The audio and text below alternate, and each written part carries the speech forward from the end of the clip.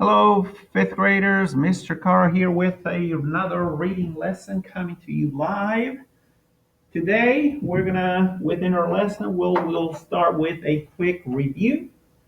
Next, we are going to be learning about a new genre. And this genre is fiction. We're going to focus on the text features of fiction and how do you read fiction. We're going to give you a reading game plan specifically for fiction. Quick review here. Remember, we have said that think of books as different types of flavors. And fiction is the flavor of today. So just like ice cream, there's a special flavor and special toppings that go with it. Fiction also has special characteristics, special text features that make it different than the other types of books. What are those special characteristics and text features? One of them is that fiction has characters. Fiction also has, if it has illustrations, they're going to look like drawings. Fiction, for the most part, is going to have conflict or a problem.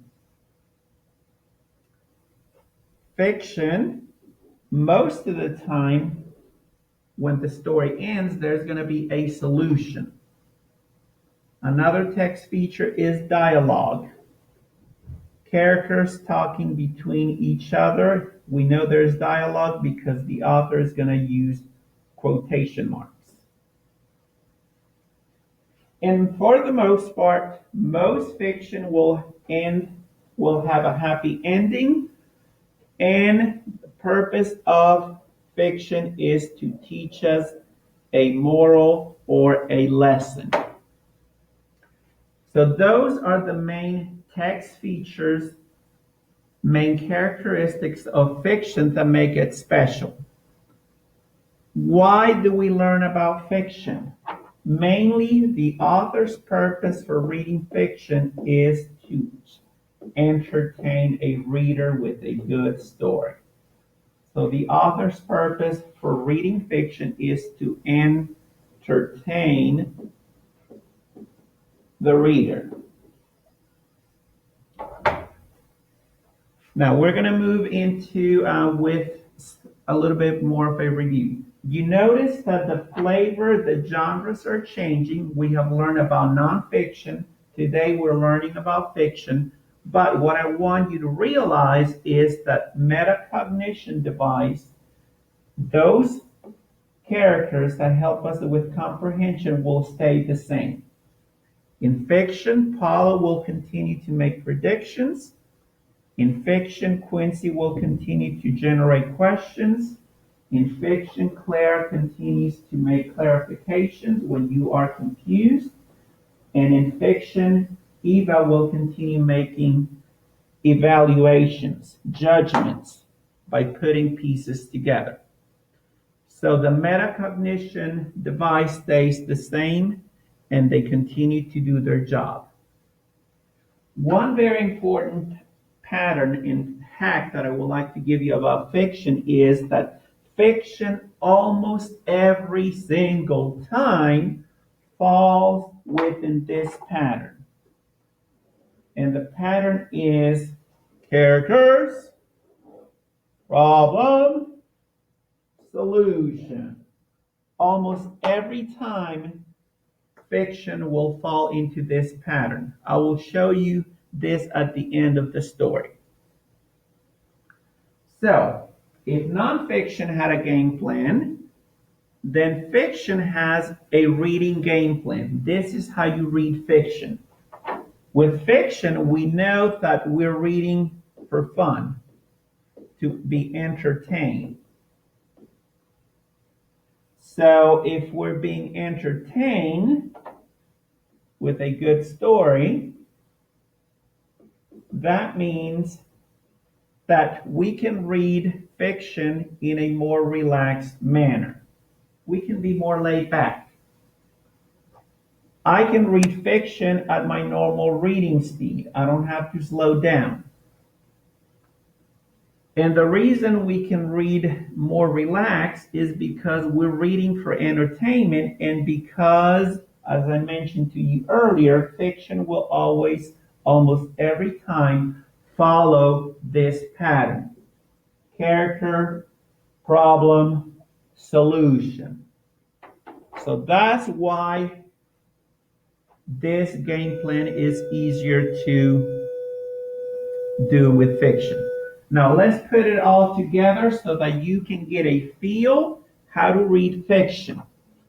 Before we read any selection, we always figure out the author's purpose by scanning through the text, the different text features, so that I can have my reading game plan ready before I even read. Okay? So as I'm looking around the text feature, I'm just drawing circles to kind of let you know that I'm scanning through the text.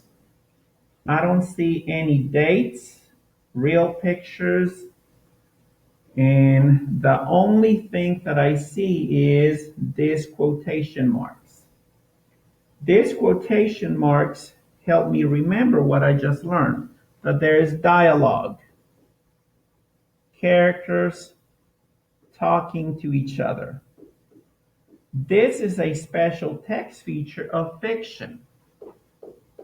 So, my prediction is that what I'm about to read is fiction. Since it's fiction, few things should come to mind. Fiction, I'm going to have characters who have a problem and then solve the problem. I know right away that I can read more relaxed, so I'm going to read my normal speed and more relaxed.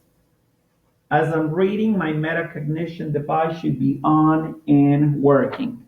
So let's get to it. The hares once gathered together and lamented that the unhappiness of their lot, exposed as they were to the dangers on all sides and lacking the strength and courage to hold their own. So Quincy is making predictions. So what are the dangers they're having? How come they don't have courage to stand up? So what's happening? So the hares are having those struggles. If I make some connections to real life, well, hares are animals, maybe some predators, so I'm already making a judgment too.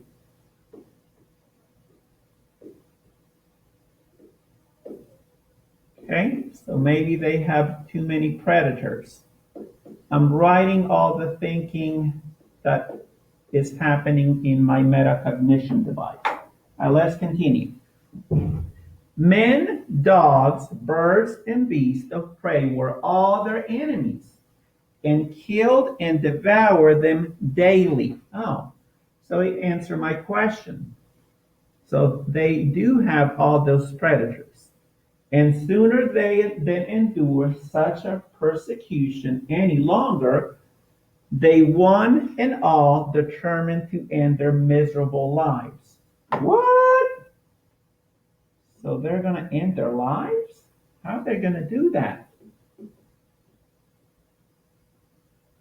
That's interesting. So there's, my connection is sort of committing suicide. Wow, that's extreme.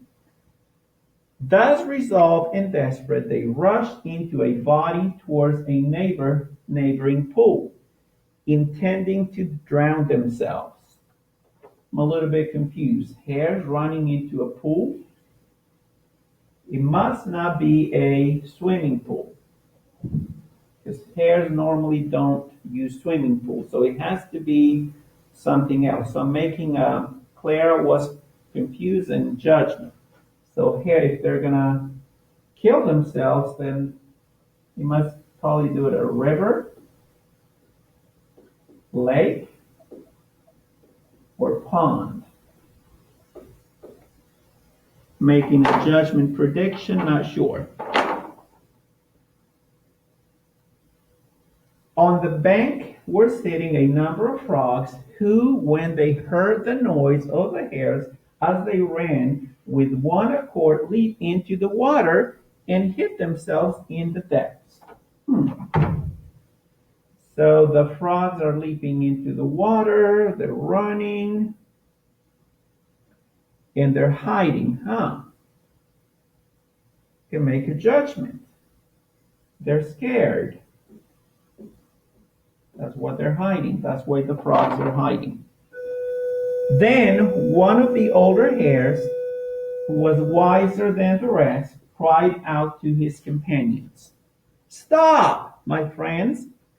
Take heart! Don't let us destroy ourselves, after all.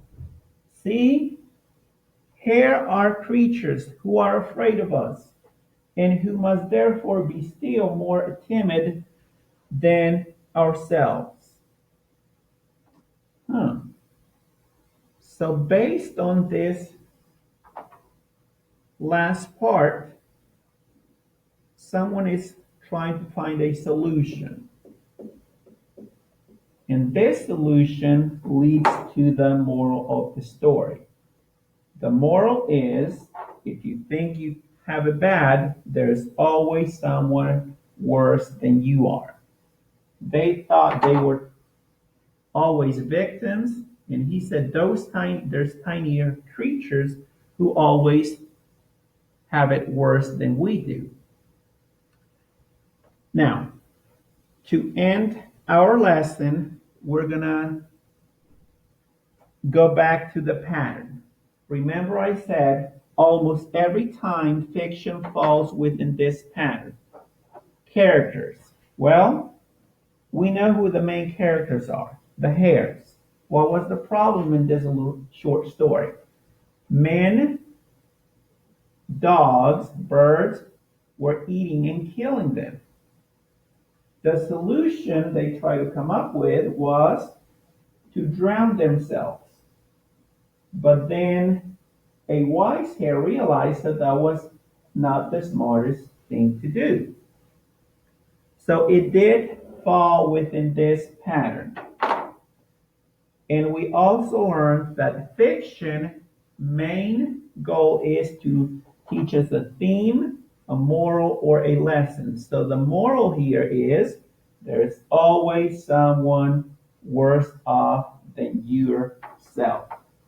This is the end of the lesson. Hopefully this should give you a feel how to read fiction, what is the game plan, and what are some of the special characteristics.